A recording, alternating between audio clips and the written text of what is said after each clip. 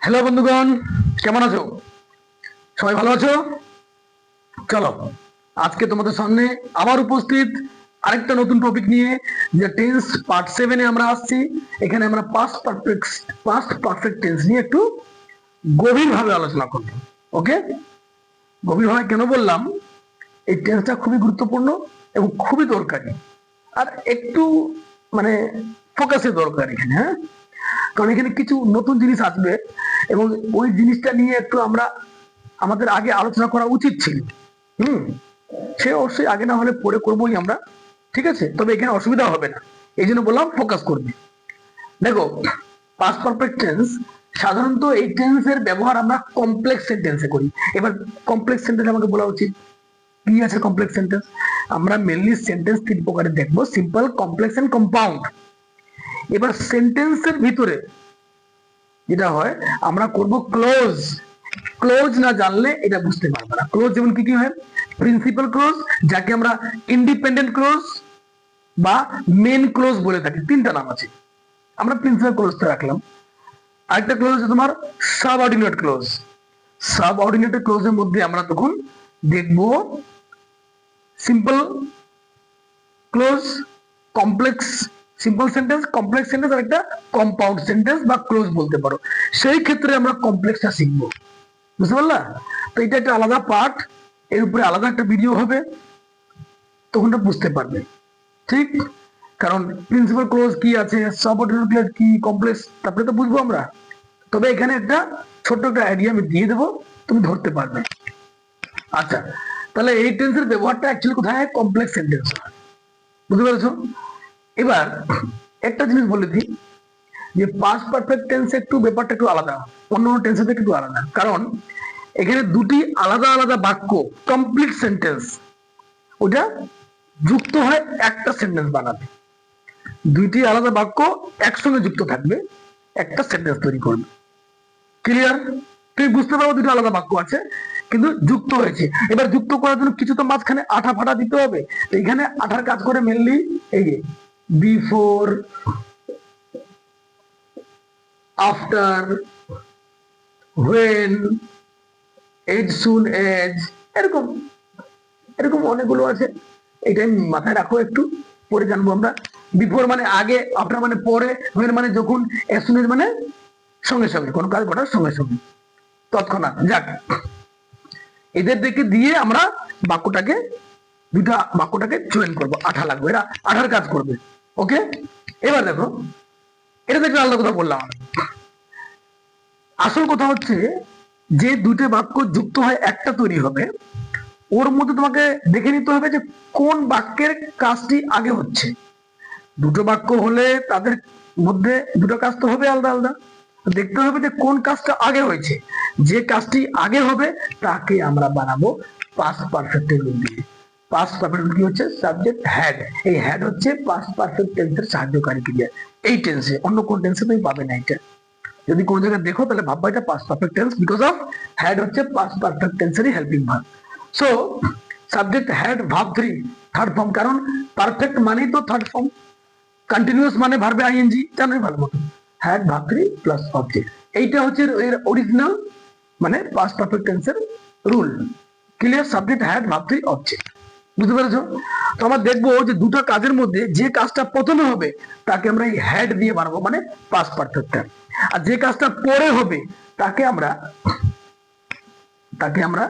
আমি এখানে লিখে দিই, যে কাজটা পরে হবে এটা 1 নম্বর, যে কাজটা প্রথমে, আর যে কাজটা পরে হবে তাকে আমরা সিম্পল পাস্ট লিখি নাই আমি, কারণ আগে করা হয়েছে। সিম্পল পাস্টের রুল দিয়ে করবো। সিম্পল পাস্টের রুল কি আছে? সাবজেক্ট ভার্ব টু আর অবজেক্ট। শেষ। যে কাজটা প্রথমে হবে তাকে আমরা হ্যাড দিয়ে বানাবো, সাবজেক্ট হ্যাড ভার্ব 3। যে কাজটা পরে হবে তাকে আমরা সাবজেক্ট ভার্ব টু অবজেক্ট দিয়ে বানাবো। ডান। কিন্তু এই কাজটা আর এই বাক্যটা, এই দুটো বাক্যের মাঝখানে যে জোড়া তালি কাজটা করবে, যে লিঙ্কারে কাজ করবে, যে কানেক্ট করবে, তারা হচ্ছে এরা। যদি বাংলায় লেখা থাকে আগে তাহলে বিফোর লিখবো, যদি থাকে পরে তাহলে আফটার লিখবো, যদি লেখা থাকে যখন তাহলে when লিখবো, মানে এগুলো থাকবে আর কি। এরাই আঠা। ক্লিয়ার? এটা দেওয়ার পরে তখন আরেকটা বাক্য জয়েন হবে। বুঝতে পেরেছো? তাহলে এটা বলে দিলাম। তাহলে কি লিখলাম, অতীতকালে দুটি কাজের মধ্যে, অতীতকালে দুটি কাজের মধ্যে যে কাজটি আগে হয়েছিল, যে কাজটা আগে হবে, আগে হয়েছিল বোঝায় সেটি পাস্ট পারফেক্ট টেন্স হয়। সেটি কি হয়, সেটি কি হয়, পাস্ট পারফেক্ট টেন্স হবে। বুঝতে পারলাম এটা? অতীতকালে যে দুটি ঘটনা ঘটবে, যে ঘটনাটি প্রথমে হয়েছে সেটা হচ্ছে পাস্ট পারফেক্ট, যে ঘটনাটি পরে ঘটবে সেটা পাস্ট ইন্টারভিউ। শেষ। এত আর বুঝে নাও না, এটা লিখতে হবে আমাকে, লিখে দিলাম, একটা থাকবে, সাহিত্যিক ভাষা থাকবে একটা, কিন্তু বুঝো নিজের মতো।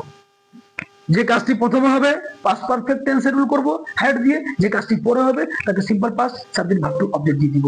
এই দুটো বাক্য যোগ করার জন্য এরা 18 কাজ করবে। ওকে, চলো দেখি।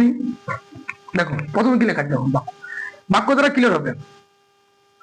রোগী আসার আগে ডক্টরটি মারা গেছিল। হাসছো কেন? আরে রুগী আসার আগে কোনো বাক্য ভুল নেই। বাক্য ভুল ভাবছো নাকি? স্যার রুগী না, এখানে ডক্টর হবে, ওদিকে রুগী না, কেন রুগী হবে? সবসময় কি রুগী কি ঠেকা নিয়ে রাখছে, বারবার কি ওই মরবে? আরে রুগী গেল ডক্টর কাছে দেখাইতে, দেখা গেল ডক্টর ওখানে আগে উনি কোনো কারণে স্ট্রোক করে গিয়ে বা কোনো কারণে হয়তো মারা গেছেন, হতে পারে তো। ডক্টর বাবুরা তো আর অমৃত খায় আসেন না, ওনাকে তো মরতে হয়, সবাই মরে। তাহলে তাই এখানে আমি বাক্যটা এইভাবে পেলাম, রুগী আসার আগেই ডক্টরটি মারা গেছিল। ক্লিয়ার? এবার দেখো এখানে, দেখো এখানে লেখা আছে না আগে, আগে ইংলিশ কি বিফোর, তার মানে দুটো বাক্যকে বিফোর দিয়ে যুক্ত করতে হবে। ডান। এবার তুমি দেখো কোন কাজটি প্রথমে, মাথায় রাখবে যে কাজটি প্রথমে হবে তাকে আমরা হ্যাড দিয়ে বানাবো পারফেক্ট পাস্ট পারফেক্ট, যে কাজটি পরে হবে তাকে আমরা simple past subject verb two দিয়ে বানাবো। ওকে, বারবার বলছি, বুঝে গেছো? তাহলে প্রথম কাজ কোনটা হচ্ছে, দেখো একটা কাজ হচ্ছে রুগীর আসা, আগে ধরবো না, এটা তো আঠা, এটা পড়ে। রুগী আসা একটা কাজ, একটা হচ্ছে ডক্টরটি মারা যাওয়া। কোন কাজটা প্রথম হচ্ছে? আর কি পড়ি, রুগী আসার আগেই ডক্টরটি মারা গেছিল, তার মানে আগেই ডক্টরটি মারা গেছে, তার মানে 1 নম্বর কাজ হচ্ছে এই যে, আর 2 নম্বর কাজ হচ্ছে রুগী আসা। আগেই ডক্টর মারা গেল, তাহলে রুগী দেখলো কি রে ভাই, ডক্টর মারা গেল। রুগী গিয়ে তখন দেখবে ডক্টরই মারা গেল, আমার নম্বর ছিল, ইনি মারা গেলেন। কথাটা বুঝলা? কিচ্ছু নেই। তাহলে প্রথম কাজ ডক্টর মারা যাওয়া, দ্বিতীয় কাজ রুগী আসা। তাহলে যে কাজটা প্রথমে হবে এই যে 1 নম্বর বাক্য, আর যে কাজটা পরে হবে এটা 2 নম্বর বাক্য, এটা 2 নম্বর বাক্য। তো যে কাজটা প্রথমে তাকে কোন রুজু করবো, এই যে রুজুটা করি। তাই ডক্টর টি, লিখি আমরা এখানে ডক্টর, ডক্টরকে নির্দিষ্ট করে দিলাম, ডক্টর লিখে দিলাম, হেড, এই যে হেড। ভাব ধরি কি হবে, মারা যাওয়া, মারা গেছিল, ডাইড, DID, পাস্ট ফর্ম, তাই না? ভাব ধরি ডক্টর হ্যাড ডাইড, অবজেক্ট তো নেই, দিলাম না। যদি থাকতো ডক্টর কোন রোগে মারা গেছে, কোন অ্যাক্সিডেন্টে মারা গেছে, তাহলে অবজেক্ট লিখতাম। Doctor had died in an accident, নাই, দিব না। অবজেক্ট থাকলে দিব, না হলে নাই, এখানে কোনো বাধ্যতামূলক নেই। তাহলে একটা বাক্য গেল, একটা বাক্য কমপ্লিট। এবার আঠা লাগাও, এখানে আঠা দিলে একটা যুক্ত করবা, আঠা কি হবে এখানে, আগেই, আগে ইংলিশ হচ্ছে before. The doctor had died, doctor রুগীটি, ডক্টরটি মারা গেছিল বিফোর, আগে, কার আসার আগে, রুগীর আসার আগে। তার এই কাজটা পরে হয়েছে, রুগী ইংলিশ কি হয়, দা পেশেন্ট, PATIENT, বানাম ভুল না হয়, পেশেন্ট বানাম PATIENT, পেশেন্ট পড়বে, এটা পেটিয়েন্ট না, পেশেন্ট, বিফোর দ্য পেশেন্ট। এবার কি সাবজেক্টে পড়ে, এই যে ভার্ব টু, কি আছে ভার্ব দেখে নাও, আশা, রুগীর আশা, আশা তো ভার্ব, আশা ইংলিশ কি হবে, কাম, ভার্ব টু কি হবে, CAME, ক্যাম, অবজেক্ট নাই, full stop. The doctor had died before the patient came. বুঝতে পেরেছো?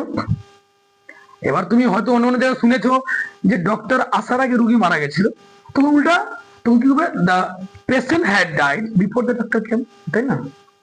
কিন্তু এবার আমি দেখলাম ডক্টর মারা গেছে, তাই এভাবে লিখলাম। বুঝতে পেরেছো?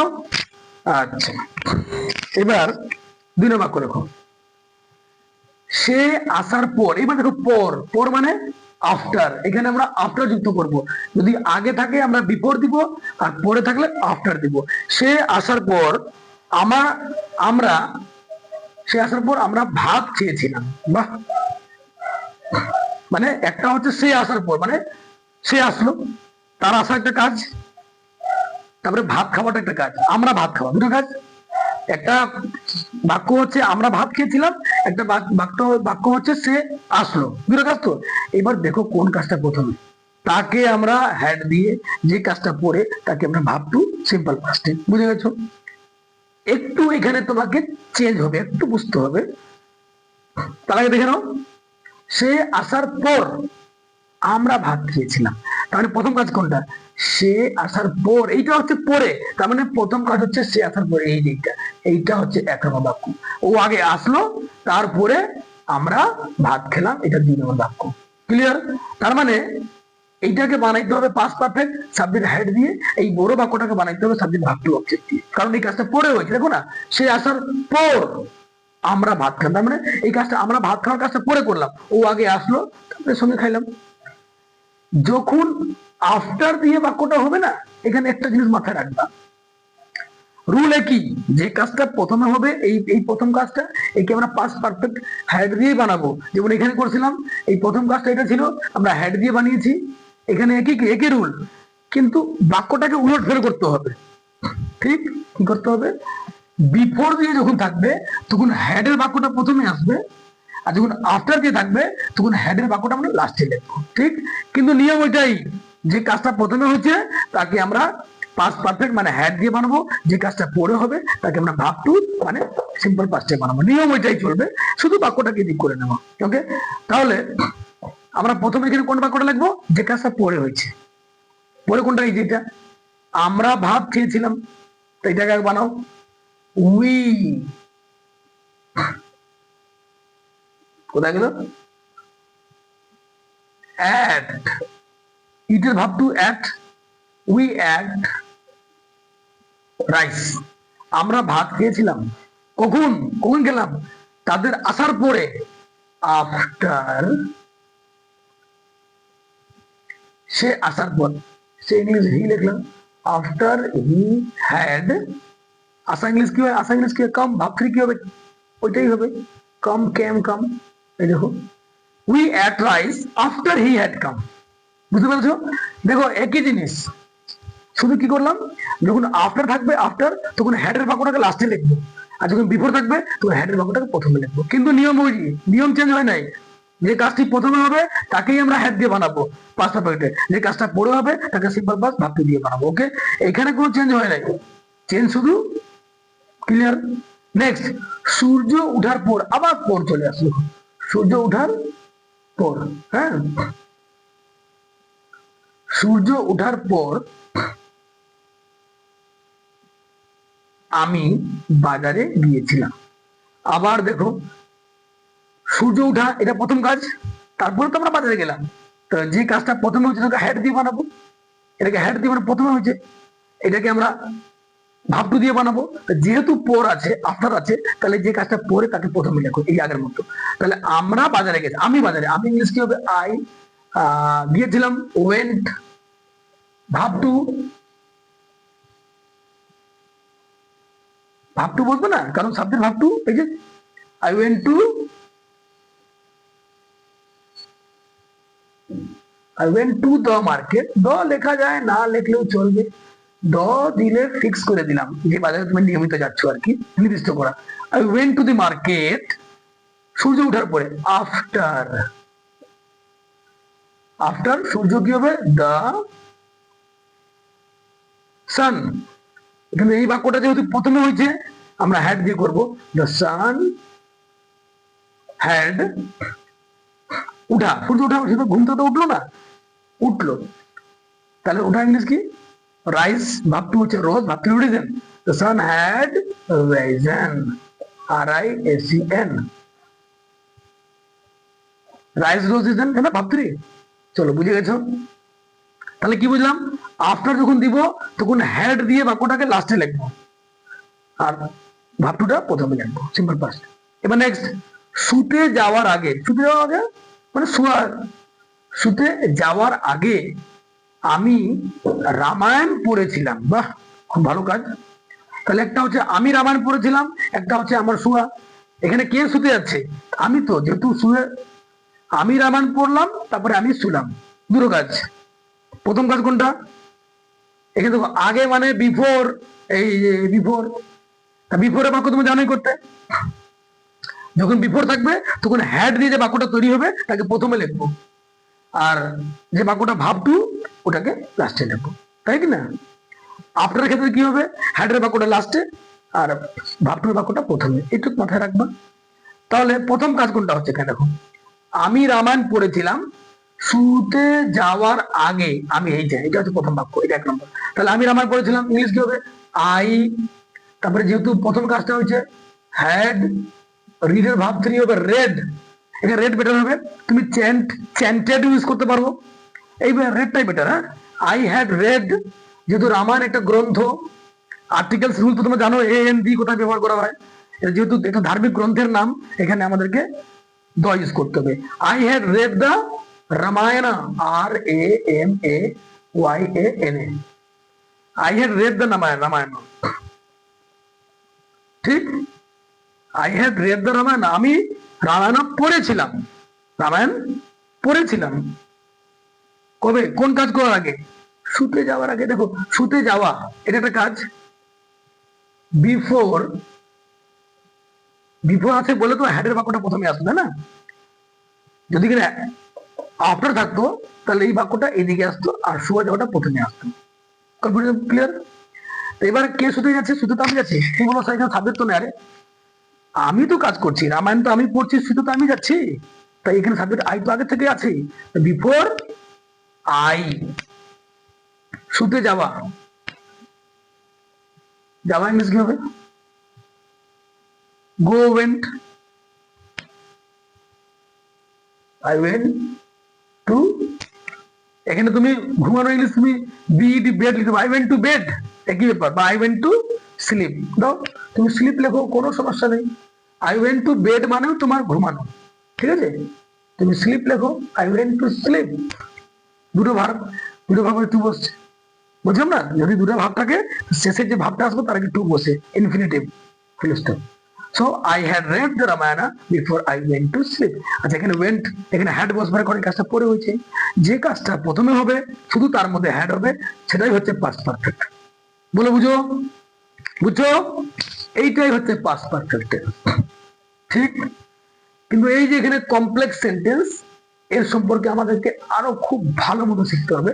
তাহলে পাস্ট পারফেক্টটা এই কমপ্লেক্স সেন্টেন্সে আরো তুমি কন্ডিশনাল বাক্যতে এই টেন্সটাকে কিভাবে ইউজ করবো আমরা আরো করবো আগে। হ্যাঁ, প্র্যাকটিস করবো, রুলটা এটাই থাকবে, ঠিক? তো যে কাজটা প্রথমে হবে তাকে পাস্ট পারফেক্ট রুল দিয়ে করবো, হ্যাড বাক্য হ্যাড ইউজ করবো। যে কাজটা পরে হবে তাকে সিম্পল পাস্ট ভার্ব টু করবো, সেটা করছে।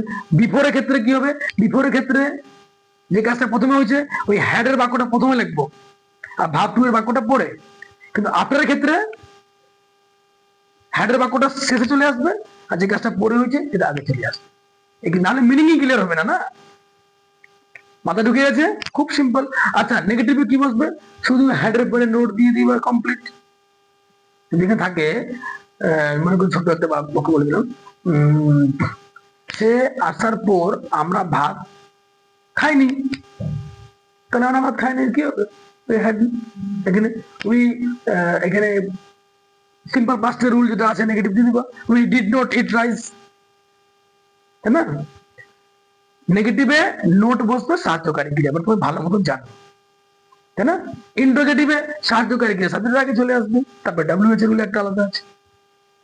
এর নেগেটিভ আর ইন্টারোগেটিভ অবশ্যই করবা, কমেন্ট করবে যদি অসুবিধা হয়, আমি নেগেটিভ ইন্টারোগেটিভ আলাদা করে বানিয়ে দেবো, ঠিক আছে? মনে হয় না তোমাদের লাগবে, কারণ এর টেন্সগুলো আগে যদি বুঝে থাকো ভালো মতো, যদি ভিডিওটা বারবার দেখে থাকো, তাহলে তোমরা পরেরটা নেগেটিভ ইন্টারোগেটিভ বানাইতে পারবে, খুব সহজ, ঠিক? তাহলে এখানে যেটা মেন দরকার ছিল আমি তোমাদের সামনে শেয়ার করলাম।